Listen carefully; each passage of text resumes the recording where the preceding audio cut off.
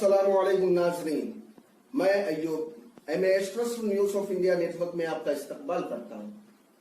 देखते हैं आज की अहम और बैठिए साईराम पहलवान जी, विजेंद्र जी बैठिए, बैठिए। रोहित पेरोलिया जी,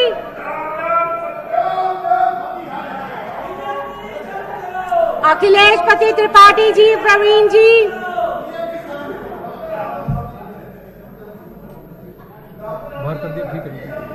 सभी विपक्ष के साथियों को आज पूरा दिन के लिए बाहर किया गया है।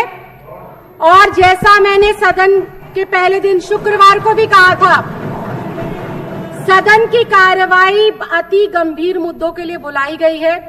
विपक्ष के साथियों को साथ ना देने पर सदन की मर्यादा का उल्लंघन करने के लिए आज पूरा दिन के लिए मैंने बाहर का रास्ता दिखाया है।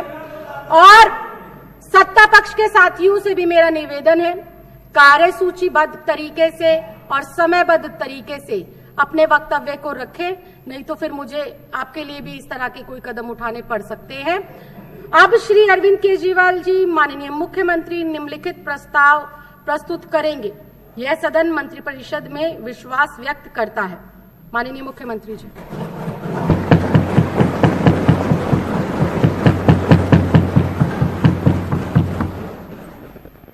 आदरणीय अध्यक्ष महोदय, ये बड़े दुख की बात है कि आज इतना अहम विषय कॉन्फिडेंस मोशन के ऊपर इस सदन में चर्चा होनी है और विपक्ष का इतना गैर जिम्मेदाराना रवैया, वो चर्चा करना ही नहीं चाहते, वो डिस्कशन करना ही नहीं चाहते, वो केवल सदन की कार्रवाई को डिसरप्ट करना चाहते हैं, वो केवल ड्रामेबाजी करना चाहते हैं। जिस तरह से अभी हम लोगों ने पूरे, मुझे लगता है टीवी चैनलों पे लाइव चल रहा होगा, लोग देखेंगे कि कैसे लोगों को वोट दे दिया हमने। ये क्या करते हैं सदन के अंदर बैठ के, चर्चा ही नहीं करते ये लोग, बात ही नहीं करते ये लोग, नौटंकी करते हैं।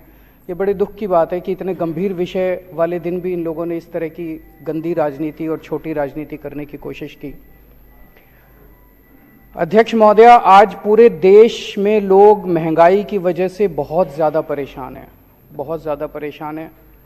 लोगों के घर के खर्चे नहीं चल रहे, लोगों को कई लोगों को मैं ऐसा जानता हूं जो कि एक टाइम की उन्होंने सब्जी लेनी बंद कर दी, नमक से रोटी खा लेते हैं। कई लोगों ने दूध कम कर दिया। पूरे देश के अंदर आज महंगाई की वजह से बहुत ज़्यादा लोग परेशान हैं। लेकिन जब लोगों से पूछो, कुछ लोगों को ये लगता है, जब लोगों से पूछो कहते हैं जी अपने आप हो रही है महंगाई, अपने आप हो रही है महंगाई। महंगाई अपने आप नहीं हो रही, महंगाई इन लोगों ने कर रखी है। इतना टैक्स लगा दिया पिछले 5-7 साल में, इतना टैक्स लगा दिया, हर चीज में इतना टैक्स लगा दिया इन लोगों ने जिसका कोई अंत नहीं है। इन्होंने दही पे टैक्स लगा दिया। 75 साल में आज तक अभी दही, लस्सी, छाछ, शहद, गेहूं, चावल, इन चीजों पे इन्होंने टैक्स लगा दिया। 75 साल में कभी नहीं लगा था। 75 साल तो छोड़ो, अंग्रेजों ने भी कभी नहीं लगाया था। खाने पीने की चीजों पे तो अंग्रेजों ने भी टैक्स नहीं लगाया था, इन लोगों ने टैक्स लगा दिया। इस वजह से चीजें महंगी हो रही है। इतना इन्होंने टैक्स लगा दिया। अगर आज ये लोग टैक्स कम कर दें ये सारा, तो एकदम से महंगाई देश के अंदर खत्म हो जाएगी। गुजरात के मेरे दोस्त बता रहे थे, और तो छोड़ो, इन्होंने गरबा जो डांस है, गुजरात की जो संस्कृति है, पूरी दुनिया के अंदर गरबा डांस के नाम से गुजरात जाना जाता है। गरबा डांस के ऊपर इन्होंने टैक्स लगा दिया। नवरात्रे के टाइम पे लोग जब देवी की पूजा करते वक्त देवी के सामने गरबा डांस करते हैं, उस पर भी इन्होंने टैक्स लगा दिया। उसको भी नहीं छोड़ा, देवी को भी नहीं छोड़ा, इन लोगों ने गरबा डांस को भी नहीं छोड़ा इन्होंने। तो इतना टैक्स लगा दिया, हर चीज पे टैक्स के रेट बढ़ा दिए, नई नई चीजों पे टैक्स लगाए जा रहे हैं, जो लोगों के खाने पीने की चीजें उस पर टैक्स है। इस वजह से महंगाई हो रही है। जो जनता को गलत फहमी है कि हमारी महंगाई अपने आप हो रही है, अपने आप नहीं हो रही। इन लोगों ने अनाप शनाप टैक्स लगाया, इस वजह से महंगाई हो रही है। एक प्रश्न ये उठता है कि इतना टैक्स लगा दिया तो लाखों करोड़ों अरब खरब रुपए इनके पास आ रहे हैं, खरबों रुपए, अरबों रुपए, ये पैसा जा कहां रहा है, ये सोचने की बात है। इनके कुछ चंद अरबपति दोस्त हैं, उन अरबपति दोस्तों ने, वो अरबपति नहीं खरबपति दोस्त हैं इनके, उन्होंने बैंकों से कर्जे लिए। किसी ने 7,000 करोड़ रुपए का कर्जा लिया, किसी ने 10,000 करोड़ का कर्जा लिया, किसी ने 15,000 करोड़ का कर्जा लिया, किसी ने 5,000 करोड़ का कर्जा लिया। इन्होंने कर्जे लिए बैंकों से, इनके दोस्तों ने। कर्जे लेने के बाद इनकी दोस्तों की नीयत खराब हो गई। उन्होंने सोचा कुछ भी कर करा के अब ये कर्जे रफा दफा कराओ ताकि देने ना पड़े।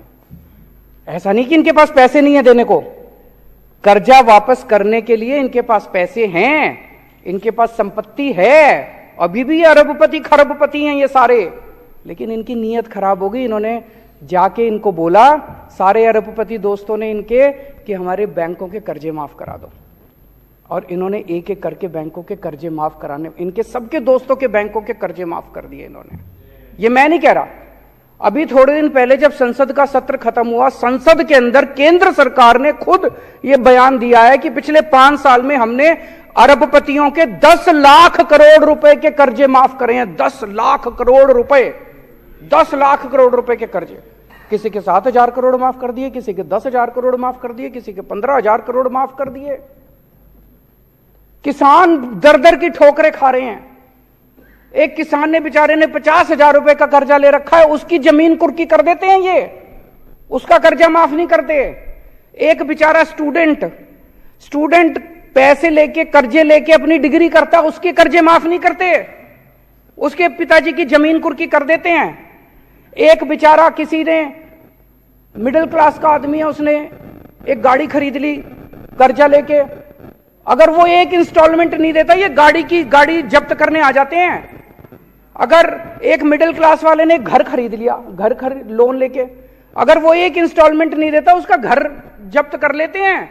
उनको नहीं छोड़ते, बेचारे मिडिल क्लास वाले को नहीं छोड़ते, स्टूडेंट को नहीं छोड़ते, किसान को नहीं छोड़ते। इन्होंने अपने दोस्तों के, अरबपति खरबपति दोस्तों के 10 लाख करोड़ रुपए के कर्जे माफ कर दिए।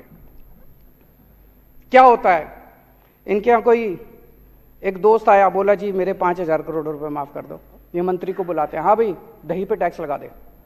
फिर दही पे जितना टैक्स आता है उससे एक दोस्त के कर्जे माफ। फिर दूसरा दोस्त आता है, मेरे जी 10,000 करोड़ रुपए माफ कर दो। फिर कहते हैं हाँ भाई छाछ पे टैक्स लगा दे। फिर वो छाछ से जितना पैसा आता है उससे दूसरे दोस्त के कर्जे माफ। ये ठीक है क्या? ये तो बिल्कुल गलत है। आज अगर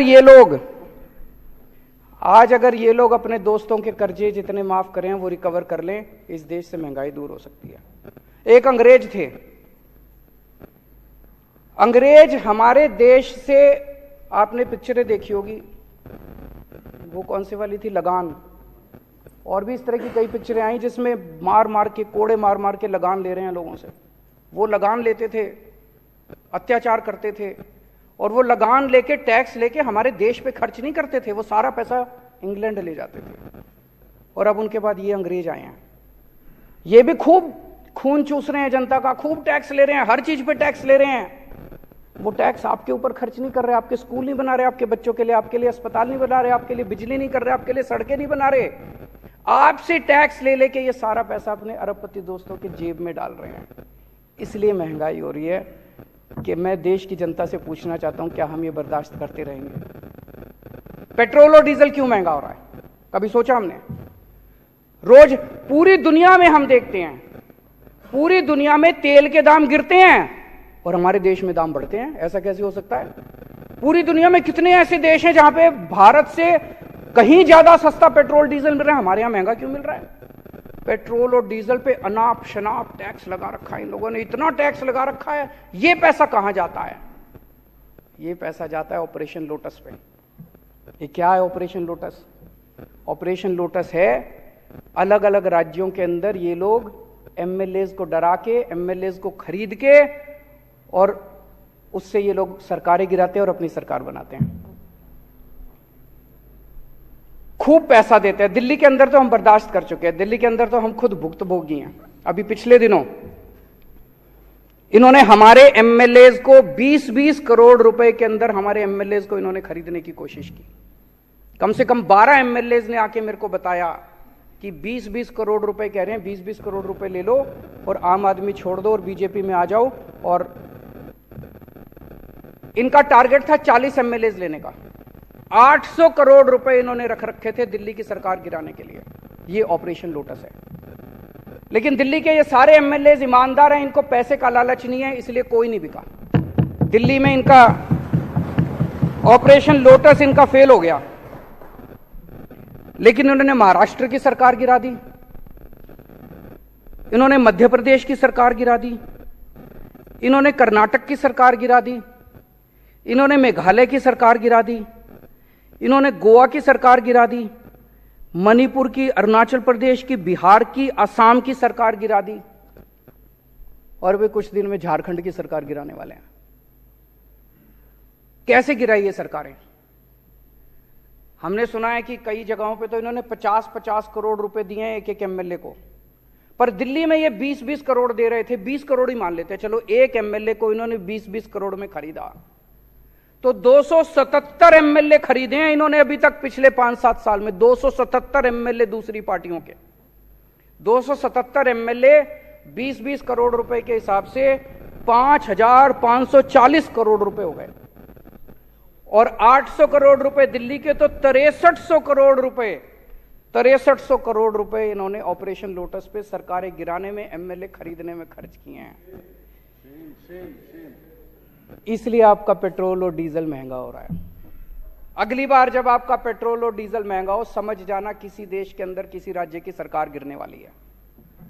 अगर कहीं किसी राज्य की सरकार गिरे तो समझ लेना कि पेट्रोल और डीजल का जो आपका दाम दे के आते हो, भरवाने जाते हो लाइनों में खड़े होकर पैसे, वो सारा पैसा वो एमएलए खरीदने में गया। जहां भी सरकार, अब झारखंड की सरकार गिरेगी, देख लेना आने वाले अगले 15-20 दिन के अंदर पेट्रोल और डीजल के दाम ना बढ़ जाए तो। और वो दाम बढ़ेंगे किस लिए? झारखंड के एमएलए खरीदने के लिए, दिल्ली के एमएलए खरीदने के लिए। ये सीधा सीधा लिंक है जो आज लोगों को समझ में आने लगा है। आजादी के 75 साल में मुझे लगता है कि सबसे ज्यादा भ्रष्ट अगर कोई सरकार है तो मौजूदा सरकार है केंद्र के अंदर। इससे ज्यादा भ्रष्ट सरकार आज तक कभी नहीं आई। जिस तरह से ये लोग 10 लाख करोड़ रुपए इनके दोस्त खा गए, 6300 करोड़ रुपए से इन्होंने एमएलए खरीदे, और लाल किले पे खड़े होकर कहते हैं मैं भ्रष्टाचार के खिलाफ लड़ रहा हूं। अरे बेवकूफ बना रहे हो इस देश के लोगों को। मैं भ्रष्टाचार के खिलाफ लड़ रहा हूं। अरे कौन मानेगा भ्रष्टाचार के खिलाफ? पूरे सरेआम बाजार के ऊपर, बाजार में तुम एमएलए खरीदते फिर रहे हो और कह रहे हो मैं भ्रष्टाचार के खिलाफ लड़ रहा हूं। गरीबों की जेब से हाय लगेगी तुमको। एक गरीब के बच्चे का दूध काट के तुम अपने एमएलए खरीदते हो। एक गरीब के बच्चे की रोटी काट के उसकी गेहूं के ऊपर, उसके आटे के ऊपर टैक्स लगा दिया, उससे तुम अपने अरबपति दोस्तों के खजाने भरते हो। हाय लगेगी तुम्हें गरीबों की। अगर आज ये एमएलए खरीदना बंद कर दें, आज ये अरबपति दोस्तों के कर्ज करना माफ कर दें, मैं दावे के साथ कहता हूं देश से महंगाई खत्म ना हो जाए तो देश से तुरंत महंगाई खत्म हो जाएगी। अभी हम देख रहे थे इन्होंने नौटंकी करी पिछले 15-20 दिन में। शराब में पैसा खा लिया, शराब में पैसा खा लिया, शराब में पैसा खा लिया। हम 10 बार पूछ लिए भाई रेड मारी थी, रेड में क्या निकला? ढीला नहीं निकला, रेड में कुछ नहीं निकला इनका। अब आज से ऊपर से ऑर्डर आया भाई अब शराब पे बात नहीं करनी।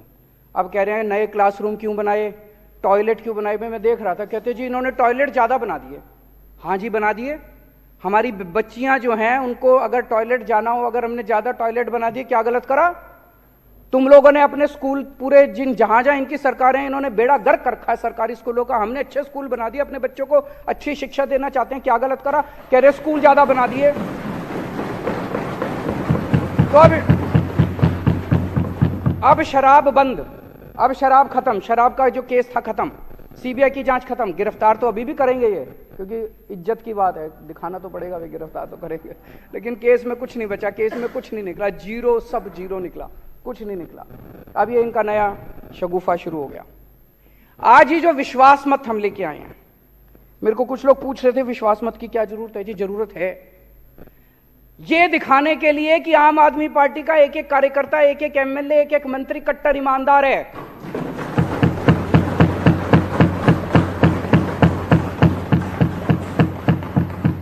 ये दिखाने के लिए कि मध्य प्रदेश में ऑपरेशन लोटस सक्सेसफुल हो गया, गोवा में ऑपरेशन लोटस सक्सेसफुल हो गया, कर्नाटक में ऑपरेशन लोटस सक्सेसफुल हो गया, महाराष्ट्र में हो गया, लेकिन दिल्ली में आके टाइटा फिस हो गया। इन्होंने पूरी कोशिश करी 20-20 करोड़ रुपए के अंदर हमारे एमएलए खरीदने की।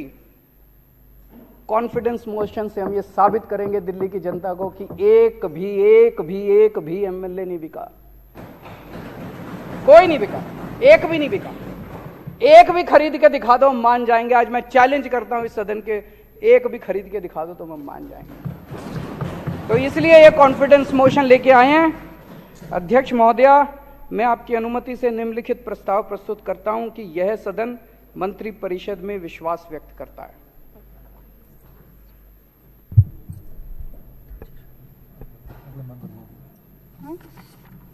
चर्चा में जो माननीय मुख्यमंत्री द्वारा प्रस्ताव प्रस्तुत करने के बाद अब सदस्य चर्चा में भाग ले सकते हैं। राजेश गुप्ता जी।